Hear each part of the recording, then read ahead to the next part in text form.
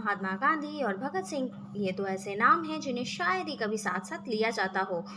ज्यादातर लोग इन दोनों को एक दूसरे का विरोधी ही मानते हैं। 23 मार्च 1931 के दिन वीर सपूत क्रांतिकारी भगत सिंह, सुखदेव और राजगुरु को फांसी की सजा दी गई। जब भी 23 मार्च या भगत सिंह का जिक्र आता है तो अनायास ही महात्मा गांधी जी का जिक्र भी सामने आने लगता है कि आज भी अधिकांश लोगों का मानना है कि अगर गांधी जी चाहते तो भगत सिंह और उनके साथियों को फांसी की सजा से बचा सकते थे।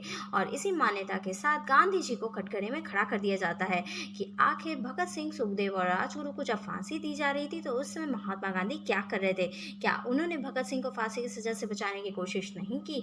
हेलो एवरीवन, मैं आरती तेरवाल आज आपके सामने एक नया वीडियो लेकर उपस्थित हूं। अपने आज के वीडियो में हम बात करेंगे आखिर भगत सिंह, सुखदेव और राजगुरु को फांसी की सजा दे क्यों गई थी, और साथ ही जानेंगे कि क्या महात्मा गांधी इस सजा से उन्हें बचा सकते थे। तो चलिए बिना देर किए वीडियो को शुरू करते हैं और सबसे पहले जानते हैं इस घटनाक्रम के बारे में। दरअसल क्रांति की शुरुआत में गांधी जी और भगत सिंह दोनों का मकसद भारत को अंग्रेजों की बेड़ियों से आजाद करवाना था, लेकिन दोनों के रास्ते अलग अलग थे। भगत सिंह का मानना था कि घूंगी बहरी अंग्रेजी सरकार को हिंसक तरीके से ही जगाया जा सकता है, और भगत सिंह ने आजादी के हिंसक रास्ते को ही सही समझा। साथ ही 13 अप्रैल 1919 को होने वाली जलियांवाला बाग की घटना ने भगत सिंह को अंदर तक हिलाकर रख दिया, और जैसे ही चौरी चौरा की घटना हुई जिसमें गांधी जी ने क्रांतिकारियों का साथ नहीं दिया और असहयोग आंदोलन वापस ले लिया, तो फिर गांधी जी से भगत सिंह अलग होकर अपने ही रास्ते पर चल पड़े। लेकिन भगत सिंह की मुख्य कहानी तब शुरू हुई जब साल 1928 में साइमन कमीशन भारत आया, और तभी लाहौर रेलवे स्टेशन पर लाला लाजपत राय के साथ कई लोग साइमन कमीशन का विरोध कर रहे थे, जिसमें भगत सिंह भी उपस्थित थे। विरोध को ज्यादा बढ़ता देख अंग्रेजी सरकार डर गई और अंग्रेजों ने भीड़ पर लाठियां चलवा दी। इस लाठीचार्ज में लाला लाजपत राय जी घायल हो गए और फिर कुछ दिनों के बाद उनकी मृत्यु हो गई। अंग्रेजों की इस हरकत से भगत सिंह बेहद नाराज हुए। इस लाठीचार्ज का मुख्य जिम्मेदार अधिकारी स्कॉट था। तो अब भगत सिंह और उनके साथी क्रांतिकारियों ने ठान लिया कि इस पुलिस अधिकारी को मारकर ही लाला जी को श्रद्धांजलि देंगे, लेकिन इस योजना में अंतिम समय में चूक हो जाने की वजह से पुलिस अधिकारी और स्कॉट की जगह एक दूसरा अधिकारी सैंडर्स मारा गया। इसके बाद अंग्रेजों ने क्रांतिकारियों को पकड़ने के लिए अपने हाथ और भी तेज कर दिए, लेकिन भगत सिंह अंग्रेजों को चकमा देकर निकल गए। इसके बाद भी अंग्रेज जनता पर जुल्म ढाती रही और भगत सिंह परेशान रहे। फिर अपने साथी बटुकेश्वर दत्त के साथ मिलकर सेंट्रल असेंबली में उन्होंने बम फेंक दिया और जोर से इनकलाब जिंदाबाद का नारा लगाकर अपने आप को सरेंडर कर दिया। बाद में कोर्ट में यह साबित हुआ कि भगत सिंह के पास जो रिवॉल्वर मिली है उसी से पुलिस अधिकारी सैंडर्स की हत्या हुई है, और सैंडर्स की हत्या का दोषी मानकर भगत सिंह को फांसी की सजा सुना दी गई। और प्रश्न ये उठता है कि क्या गांधी जी भगत सिंह को फांसी की सजा से बचा सकते थे, और क्या उन्होंने भगत सिंह और उनके साथियों को बचाने की कोई कोशिश की थी? तो तारीख 5 मार्च 1931 को गांधी जी और वायसराय इरविन के बीच एक समझौता हुआ।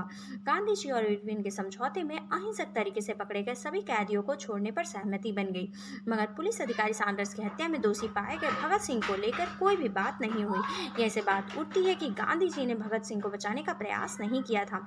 लोगों ने उन पर कई तरीके के आरोप लगाए कि एक तरफ भगत सिंह को फांसी दी जा रही थी तो दूसरी तरफ गांधी जी अंग्रेजों से समझौता कर रहे थे, और इसी तरह से गांधी जी का विरोध किया जाने लगा।